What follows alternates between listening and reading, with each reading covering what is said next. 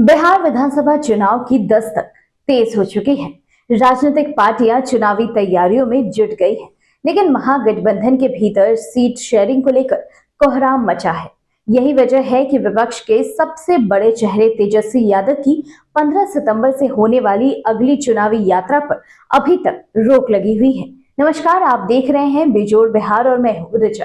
आपको बता दें कि तेजस्वी यादव और राहुल गांधी ने कुछ ही दिन पहले वोटर अधिकार यात्रा निकाली थी, जिसमें विपक्ष ने 25 जिलों में जाकर जनता से सीधा संवाद किया।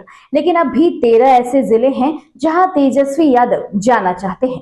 सवाल उठ रहा है कि क्या तेजस्वी यादव इन 13 जिलों का दौरा सीट बंटवारे की गांठ खुलने के बाद ही करेंगे। आपको बता दें कि लगातार बैठकों के बावजूद विपक्ष का कोई फॉर्मूला फाइनल नहीं हो सका है और महागठबंधन के भीतर सीटों के बंटवारे पर अब तक सहमति नहीं बन पाई है। इस खींचतान का असर सीधे सीधे चुनावी तैयारियों पर पड़ रहा है। तेजस्वी यादव का नया कैंपेन शेड्यूल अब तक अटका हुआ है।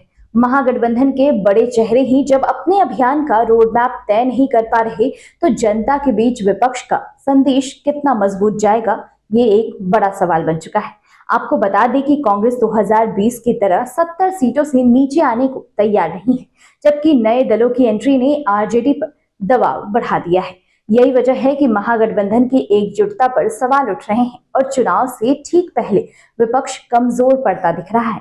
वहीं सत्ता पक्ष लगातार अपनी चुनावी रणनीति को धार दे रहा है। ऐसे में विपक्ष की अपनी खींचतान विधानसभा चुनाव में एक बड़ी चुनौती के रूप में सामने आ सकती है। महागठबंधन में सीट शेयरिंग को लेकर आधिकारिक रूप से कोई बड़ा बयान अब तक नहीं आया है, लेकिन जिस संभावित फॉर्मूले की चर्चा है उसके मुताबिक आरजेडी 130 से 135, कांग्रेस 52 से 56, मुकेश सहनी की वीआईपी को 18 से 20 और लेफ्ट पार्टियों को 30 से 35 सीटें मिल सकती हैं।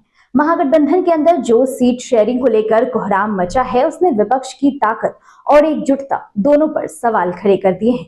अब सवाल यही है कि क्या तेजस्वी यादव 15 सितंबर से पहले महागठबंधन में सीट बंटवारे का पेंच सुलझा पाएंगे।